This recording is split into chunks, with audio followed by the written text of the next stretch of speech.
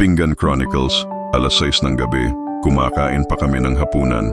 Sabay sabi ni Mama, Mama, oh, pagkatapos mong kumain, ikaw ang maghugas ng pinggan ah. Ako naman kasabay ng subo ng kanin at ulam nagmamaang-maangan. Ako, wait lang ma, mamaya na, hindi pa tapos yung iniisip ko. Iniisip ko raw. Pero ang totoo, iniisip ko lang kung paano ko iiwasan ang paghuhugas ng pinggan ngayong gabi. Ang taktika ng pagpapaliban. Sabi ko, mamaya na. Lumipas ang 10 minuto, wala pa ring hugas. Sabi ko ulit sa sarili ko, okay, kakain muna ako ng dessert para may energy. Nagbukas ako ng ref, nakakita ng saging. Kinain ko, pero guess what? Nadagdagan na naman ng isang pinggan. Habang nakaupo ako sa sala, sabi ko, konting scroll lang sa phone, pampababa ng kinain. Pero ayun na, tumagal ng 1 oras. Ang multo ng pinggan, alas 7:30. Naririnig ko na ang kaskas ng tubig sa gripo, pero wala pang naghuhugas kasi ako nga ang naka-assign. Ang weird kasi, parang naririnig ko na silang nagsasalita. Yung plato, biglang nag-echo sa utak ko. Plato.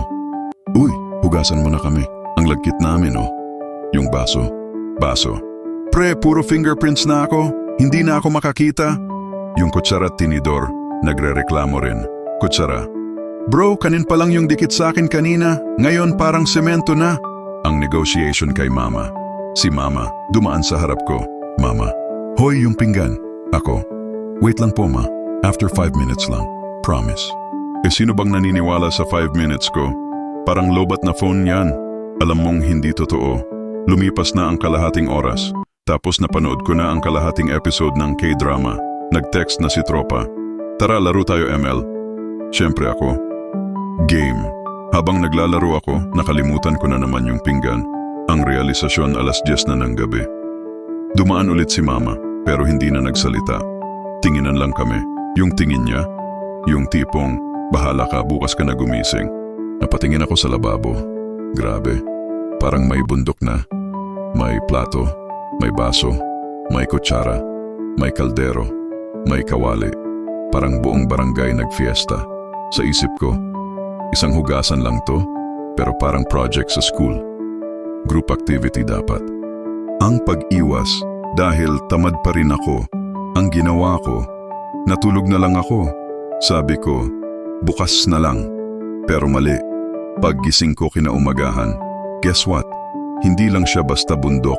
Mount Everest na ang pinggan. May agos ng mantika, may natuyong sabaw, may naiwang buto ng manok. At yung amoy, nako, parang may sariling ecosystem na. Ang lesson, ayun tuloy, habang kumakain kami ng agahan, sabi ni Mama, Mama, huwag ka munang kakain. Hugasan mo muna yung pinggan kagabi. Ayun.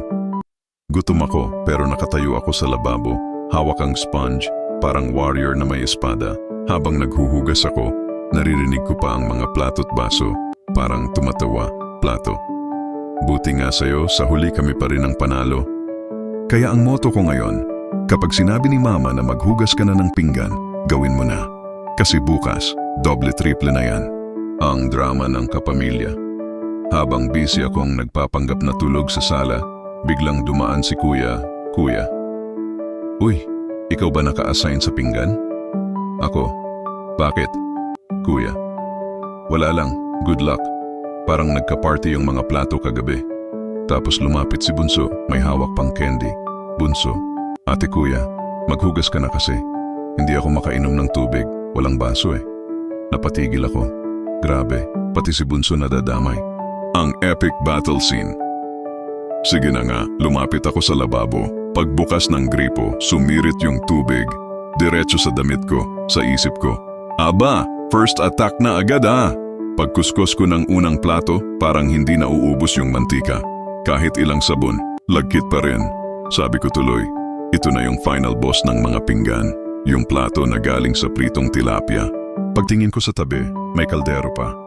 Yung sabaw ng sinigang, natuyo na, naging parang semento. Ang naisip ko lang, kailangan ko na ng jackhammer dito. Ang ninja escape. Bigla akong tinawag ni Mama. Mama, oh bakit natigil ka? Maghugas ka na? Ako, wait lang po ma, CR lang ako sandali. Tumakbo ako papasok ng kwarto, nagkunwaring busy. Pero hindi nagtagal, sumilip si Mama. Mama, hoy, wag mong gawing safe house yung kwarto mo. Labas. Hindi pala effective ang ninja technique, ang flashback. Habang naghuhugas ako, naalala ko nung bata pa ako. Si Mama rin ang naghuhugas noon. Ako, nakaupo lang, kumakain ng chichirya. Sabi niya noon, Mama, balang araw, ikaw din ang maghuhugas ng pinggan. At ngayon, eto na nga, natupad na yung propesya, ang pag-asa. Pagkatapos ng halos isang oras na laban, konti na lang ang natitirang pinggan. Tuwang-tuwa ako, parang graduation day, na-imagine ko may bandang tumutugtog. Congratulations! Habang nagbabanlaw ako ng huling plato, parang slow motion, ang plot twist. Tapos biglang pumasok si Papa. May hawak na plato at kutsara. Papa, o anak, pahugas na rin ito. Kumain ako late eh. Natulala ko. Sa isip ko, Lord, bakit ganito? Akala ko tapos na yung laban, may second wave pa pala. Moral of the story, sa huli natutunan ko na, kung gusto mong matapos agad ang laban, huwag mong i-postpone.